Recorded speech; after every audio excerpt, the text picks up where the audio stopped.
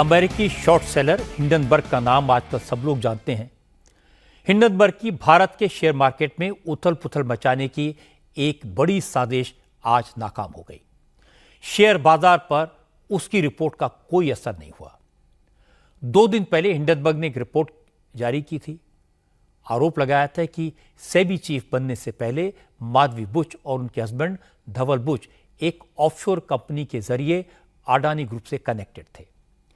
Hindenburg का आरोप था कि इसी ऑफशोर कंपनी के जरिए अडानी ग्रुप अपनी कंपनियों में इन्वेस्टमेंट करके शेयर के दाम इन्फ्लेट करता था। हिंडनबर्ग की रिपोर्ट में सेबी चीफ पर कॉन्फ्लिक्ट ऑफ इंटरेस्ट या अडानी ग्रुप के साथ मिली भगत के इल्जाम भी लगे। यह रिपोर्ट शनिवार को आई थी, जिसके बाद सेबी की चीफ माधवी बुच और उनके हस्बैंड धवल बुच ने एक जॉइंट स्टेटमेंट जारी किया। हिंडनबर्ग के एक एक आरोप को बेबुनियाद बताया, सारी डिटेल्स जनता के सामने रख दी। लेकिन लगता यह था कि हिंडनबर्ग की पिछली रिपोर्ट की तरह इस रिपोर्ट का शेयर बाजार पर बुरा असर हो सकता है। लेकिन सेंसेक्स और निफ्टी दोनों पर आज इसका कोई असर दिखाई नहीं दिया। सेंसेक्स में केवल 56 पॉइंट्स और निफ्टी में सिर्फ 20 पॉइंट की गिरावट आई। लेकिन हिंडनबर्ग की रिपोर्ट का विरोधी दलों को फायदा हुआ। उन्होंने इसे हाथों हाथ लिया। राहुल गांधी ने एक बार फिर नरेंद्र मोदी की सरकार पर वही पुराने इल्जाम लगाए। राहुल गांधी ने कहा कि हिंडनबर्ग की रिपोर्ट से साफ है कि अडानी ग्रुप देश के इन्वेस्टर्स के साथ हेराफेरी कर रहा है और ऐसे गलत काम रोकने के लिए जिम्मेदार मार्केट रेगुलेटर यानी सेबी खुद अडानी ग्रुप के साथ मिला हुआ है। राहुल गांधी ने आरोप लगाया कि इस नेक्सस के सामने आने से देश के करोड़ों इन्वेस्टर्स की मेहनत की कमाई पर खतरा मंडरा रहा है। उन्हें उम्मीद है कि सुप्रीम कोर्ट इस मामले का संज्ञान लेगा।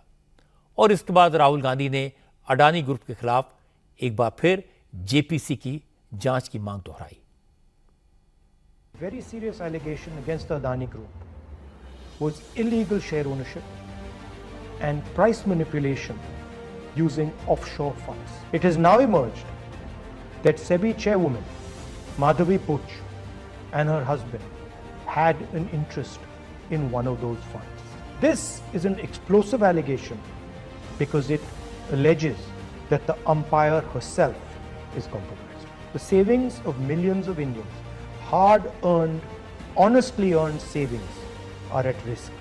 And finally, the Supreme Court has been looking at this matter. New allegations have emerged. Very serious, explosive allegations have emerged. Is the Supreme Court going to look at this matter suo motu again? Slowly becoming crystal clear why Prime Minister Modi is against a joint parliamentary committee looking into this matter.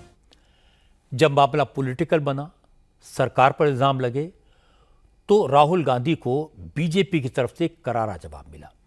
Ravishankar प्रसाद ने कहा कि Hindenburg की report Bharat के खिलाफ एक international साजिश है।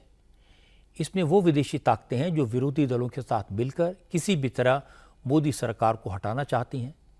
रविशंकर प्रसाद ने कहा, जिस मामले की जांच सुप्रीम कोर्ट की निगरानी में पूरी हो गई और हिंडनबर्ग को नोटिस जारी किया गया, तो जवाब देने के बजाय हिंडनबर्ग ने देश में आर्थिक अराजकता फैलाने के लिए एक नई रिपोर्ट जारी कर दी और राहुल गांधी इसी रिपोर्ट को हथियार बनाकर देश में इकोनॉमिक एनार्की फैलाने की कोशिश कर रहे हैं। सवाल पूछना कांग्रेस पार्टी से, क्या चाहते हैं आप? चाहते क्या हैं आप? देश मोदी के से नफरत करते हुए कांग्रेस पार्टी आज हिंदुस्तान से नफरत करने लगी। हारने के बाद अब वो भारत को आर्थिक रूप से अस्थिर करने के षड्यंत्र में जुटे हुए हैं। Hindenburg is again at the same game.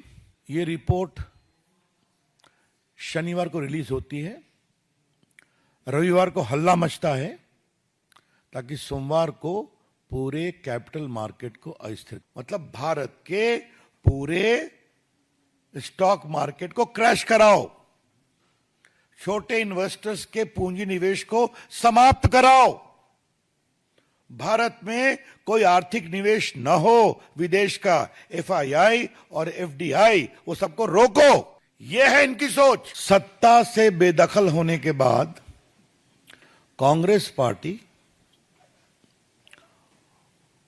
उनके सहयोगी गठबंधन के लोग और उनको प्रमोट करने वाले टूल किट के लोग थोड़ा संयम और शांति रखेंगे। सेबी वो संस्था है जो शेयर मार्केट को रेगुलेट करने के लिए बनाई गई है। इसलिए बनाई गई है कि मार्केट फोर्सेस बेईमानी ना कर सकें। सेबी में सारे फैसले कोई एक व्यक्ति या कोई एक चेयरपर्सन नहीं ले सकता। इसमें बहुत सारे एक्सपर्ट्स होते हैं जो अलग अलग फील्ड से आते हैं। जो भी सेबी में रिस्पॉन्सिबल पोजीशन पर होता है उसे अपने सारे बिजनेस और इन्वेस्टमेंट डिटेल्स डिक्लेयर करने पड़ते हैं, और अगर किसी बिजनेस से उसका कोई डायरेक्ट रिलेशन है तो ऐसे केसेस से अपने आप को रिक्यूज करना पड़ता है, यानी खुद को अलग करना पड़ता है। सेबी की चेयरपर्सन माधवी बुश ने भी अपनी सारी बिजनेस डिटेल्स, इन्वेस्टमेंट की सारी जानकारी टाइम पर सेबी के सिस्टम को दी है, और उन्होंने ये भी बताया कि कई बार केसेस से अपने को रिक्यूज भी किया है। इसलिए हिंडनबर्ग ने उन पर जो आरोप लगाए उनका कोई खास असर नहीं हुआ। हाँ, इनका पॉलिटिकल इस्तेमाल करने की कोशिश जरूर की जाएगी, और राहुल गांधी वही कोशिश लगातार कर रहे हैं।